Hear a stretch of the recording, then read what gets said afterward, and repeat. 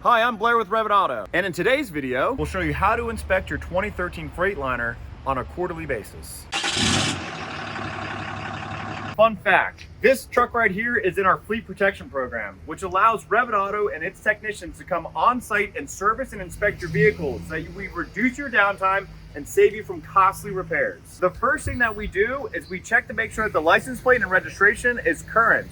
We'll then check the VIN number as well. This all goes into our digital inspection report, which you will receive on completion of this service. So I'm not going to show you their license plate video, but we document it to make sure that the tags are current and the registration is good. This vehicle is set all the way until November of 24, which means we have a little over a year that this vehicle is currently registered. The second thing that I do is I document all of the stickers so that I can verify that this vehicle is the one that I'm supposed to be inspecting. I also get all the other documentation related to the body and any sort of lift gate information on there so that if we have to order parts, our specialists that order all of our parts can do so quickly. From here, I record the mileage, and I also look at when the last time the oil was serviced so I can make sure that we are up to date on our basic maintenance. We'll check under the hood next. We have the hood raised and we can go ahead and start checking some of the fluids. The first thing that I'm going to check here is our fuel filter. Now, this truck is equipped with two fuel filters, a primary and a secondary, and this one is responsible for separating the water from the fuel. Diesel engines are notorious for having water in them, so this is what's going to help separate that. You can put a cup underneath here and you can turn this valve and see if there's any water in there. We can also inspect this sight glass here, and as this fuel filter element gets clogged, the fuel level will continue to rise until about this point here where that is the absolute highest that you want to have it. We typically will replace our fuel filters earlier, and that's a benefit in the fleet protection program. This is going to make sure that your injectors and your fuel system are happy. We'll inspect our power steering fluid level, and you can just see here that the cold fill line is here and the max hot line is over here. We'll then go ahead and do a visual inspection of the fluid and give it a smell to make sure it doesn't smell burnt. Everything looks good. It's a nice reddish pink color, which is what we want to see on this here vehicle. At this point, I'll start inspecting the secondary filter. This is the fine filter that goes in right before it goes all the way into your fuel system. And I just want to make sure that this fuel filter looks new, look for a date on it, and just make sure that it's been serviced recently. We can also check all of the maintenance records on site on our phone through our mobile app. So here I'm just going to go ahead and check the engine oil.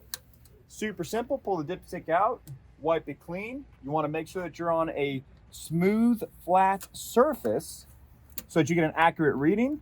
Go ahead, twist her back in and pull her out and give her a read. As I'm looking at this oil dipstick, I can go ahead and turn it over so I can see the full line.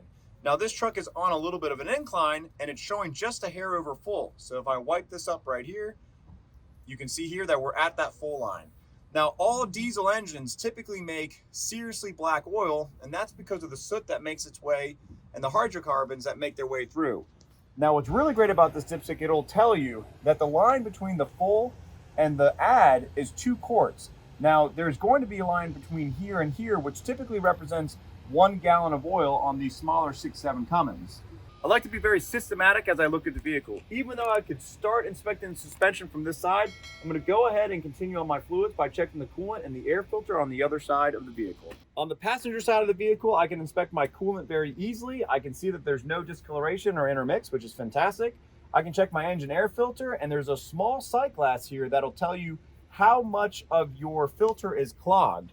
And if the filter was to be overly clogged, you would see a small little yellow piece start inching its way back down to here and letting you know that there's too many particulates and it's time to change the filter. From here, I can check the windshield wiper reservoir as well as inspect very well the serpentine belt. So once I finish going through my fluids with the engine off, we'll have to turn the engine on and check the transmission fluid. I can begin to inspect the engine components, and what I'm looking for is mounts. I'm looking for the oil filter housing. I'm looking to see how the serpentine belt looks. How glazed is it? Are there any sort of debris or materials on the smooth pulleys that could be indicating that a bearing is starting to fail? All of these things I'm visually inspecting, and I'm taking my time as I systematically go through the vehicle to make sure that I don't miss anything. Now, here's a perfect example of something that's a very basic maintenance item that's not really going to affect the performance of your vehicle, but we're going to go ahead and notify you anyway. On these trucks here, they have an assist and a shock absorber so you can open and close it very easily. And you can see that the shock absorber here has actually started to leak its fluids, which means that the seals have failed internally and it's going to no longer perform as intended. Now, for a majority of people, they're going to avoid replacing this if they're trying to save money. If you have somebody that does want to replace it, it's super inexpensive and really quick to pop in and out. Just has 2 bolts and you slam it right in and out. This is a perfect example of a service that we can do on site, but this is a very minor issue that we will still document and notify in our digital inspection report so that the owner and the fleet manager of the vehicle can make the decisions that they want. So I'll also be checking for any leaks and seepage.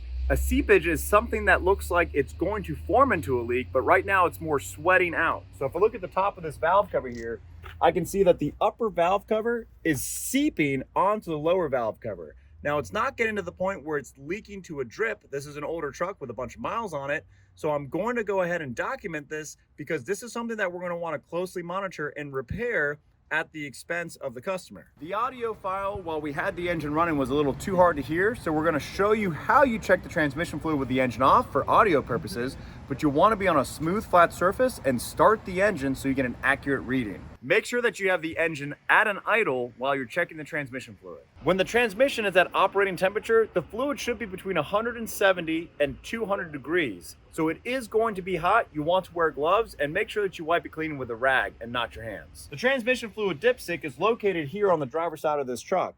It's a twist off. So what you'll do is you'll twist this off, which will uncinch a rubber grommet. You can see that there's a small rubber grommet here. And as you twist this T-handle bolt, it starts pulling down on this and expanding the rubber so that it fits tightly inside of the transmission dipstick tube. So I'll go ahead and remove the transmission dipstick. I'll wipe it clean. Now remember, while you're doing this, the engine is running. Ours is not for audio purposes. And we'll go ahead and reinsert the dipstick. Now the engine's continuing to run and you check it one more time. And I'll show you how you can read the dipstick. So if you're reading the dipstick here, you'll want to know what the temperature of the motor is. Has the engine been running for a while and the transmission fluid has had the opportunity to get up to temperature, you'll be looking to read in the hot level, right? If the engine is cold because it hasn't been started like this morning, this level is going to want to be reading here down lower in the cold level. If the temperature of the engine is cold or the temperature of the engine is hot, you want to make sure that it stays between these two symbols. If the engine is hot and the transmission is hot, and the fluid's down here, you're gonna wanna add fluid until you make it into the hot range. Being sure to reinstall your transmission dipstick and then begin to start turning it to the right to tighten. Once it gets to a point that you're feeling some good resistance, give it about another quarter turn and give it a solid snug tug to make sure that it is in there firmly. At this point of the inspection, we're gonna move on to our steering, our suspension, and our brakes. So I'll start with the front steering. And I'll grab the intermediate shaft and I'll shake this up and down, left and right, and I'll turn it as well. And what I'm looking and I'm feeling for here is any sort of clunk or any sort of motion. The second thing that I'm gonna do is I'm gonna see if this small rotation that I'm doing here is making any effect down here on the steering box. And I'm looking right here at my pitman arm and then my drag link. So my pitman arm is attached directly to the splines of the steering box, and my drag link goes between the pitman arm and the knuckle or the spindle on the driver hand side. At this point, I'll go ahead and twist, and I'm looking to see if there's any movement in the drag link. This little baby movement is showing me that I have movement in the drag link as well as in the pitman arm, and I can also see the tire moving barely in and out. At this point, I'm gonna start inspecting the suspension, and what I'll first do is I'll grab the drag link, and I'll see if there's any play in the drag link, and I'm going to give it a pretty hard snug tug to see if I can figure out what's going on. I'm not Dr. Seuss, that just happened to rhyme. At this point, I'll go ahead and just take some pictures here of the drag link. There is some excessive grease buildup here, so I'll clean that up and then I will re-grease it with my grease gun. The next thing that I'll check is to make sure that my shock absorber hasn't leaked any of its fluid. It doesn't look like it's rusted and it looks like it's still in service. From underneath here, I'm going to go ahead and check the center link as well as the outer tie rods for any play or any signs of a torn boot. I'll also check it to see if it feels like it's full of grease.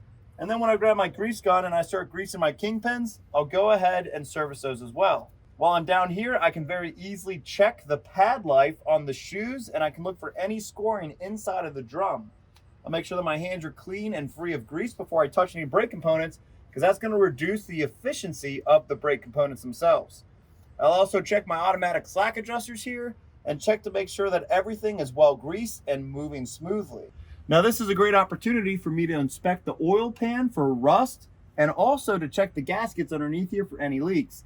I don't see any leaks on this vehicle, which is fantastic. And if I did, I would have to start making my way up to the front of the vehicle and the top of the vehicle to find those leaks. I can also check my trans cooler lines, which are starting to get rusty to the point where they're flaking, which means I'm going to take a picture of that and recommend that they keep an eye on that over the next few oil changes and get prepared to do that service. While I'm underneath the vehicle here, I'm also going to check the transmission pan and the transmission external filter to make sure that there's no leaks and that the filter has a date on it and is not too old. This truck is new into our fleet protection plan, so it does not have a filter that we've installed, and it looks like it's leaking ever so slightly. So we're going to be replacing that and checking to see if we want to change the transmission fluid, which is just a drain infill. This is the point of the video where people ask me how much I can bench press. The answer is not a lot, but just enough to raise this drive shaft here to see if there's any play in the bushings that support the drive shaft. Now, as you'll see, these trucks have a very long drive shaft, and they have multiple U-joints and multiple pivot points as they make their way back down to the rear differential. This is to allow for the offset of the transmission and the differential and not have any failure with the rotational portion of this drive shaft. While I'm underneath here, I'm also going to be checking the body mounts here. We have a bunch of U-bolts that hold the body to the frame. I'll also be inspecting the DPF filter as well as for any exhaust leaks. And you can tell if you have an exhaust leak because you'll have a solid black spot, as well as running the truck, you'll hear that exhaust leak. So we'll also get in here while the engine's running to take a listen. I'm also checking to make sure that all of my cables are secure and that all of my brake hoses look strong and secure and that I don't have any issues there. We have our 2 air tanks here at the back, and I'll go ahead and check to see if there's any water in them by pulling these little valves to the side and moving my head out of the way so I don't get sprayed with any water that could potentially come out. If I notice that there's water coming out, I'm going to have to fix my receiver dryer on the air compressor side, which is how we get the brakes to operate on these trucks. They use air. So I'll go ahead. This is just a quick release, which seems like it's a little gummed up. And back here we have our full release, which is going to release some air pressure. And we're looking for any water.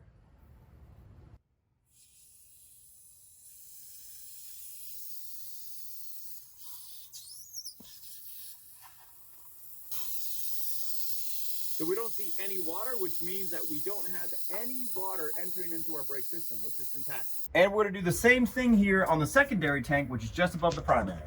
So from underneath the vehicle here, I can see all the leaf springs clearly, and I want to make sure that we don't have any cracks on these leaf springs, as well as the passenger side leaf springs. I can also visually check both brake components on the upper and lower shoe, as well as the inside of the drum for any excessive scoring. These pads and shoes look like they were recently replaced, so this is all in great shape. I can also check here for these lower control arms, which basically act as a thrust arm, and I can check the bushings here to make sure that they're okay. Now, these have a little bit of excessive dry rot cracking, which doesn't surprise me very much because this is a 10-year-old vehicle being manufactured in 2013. At this point here, I'll get back out and I will check the slack adjusters on the rear, make sure that we have covers on our brake chambers. So after I've checked the rear brake chambers as well as the linings and shoes, I can also check to make sure that we have solid mud flaps, our tires are good, the rest of our rear suspension's good, and I'm going to continue walking around the vehicle now and looking for physical damage. So at this point, I'm going to go ahead and continue to walk around the vehicle, and now I'm looking for physical damage. This is the best opportunity for us to alert managers as well as drivers of any damage that may have occurred. So I'm checking the lift gate. I don't see anything going on here. And I'm just looking around, and now I can see here that somebody is backed into something. So I'll just document this so that they have a record of it. And I'll look down the panel to see if there's any sort of excessive panel damage. I'll check across the top to see if anything's been damaged on the top. And then I'll check to make sure that each of the door hardware, that nothing's bent or broken. You can see here that there's new door hardware that's been installed, but they're missing a bolt back here. So I'll go ahead and document that they're missing some hardware on this bottom door. Come back around to the side and I see that there's also damage here.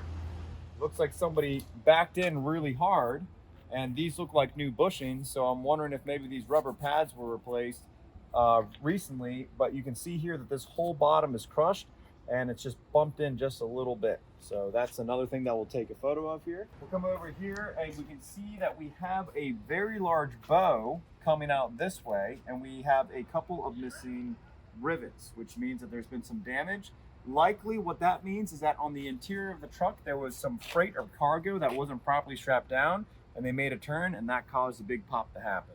At this point, I'm starting to look at our side boxes here, and our side boxes, I'm looking for all this rust material. You can see that the rust has gotten so aggressive here that it is now brittle. So I'll go ahead and take some photos of this. Slide over here to our battery box, and I'll take a look at our batteries, looking for any sort of corrosion, as well as checking the date code to make sure that these batteries are not too old. I'll check the terminals to make sure that they're nice and tight and we don't have anything loose.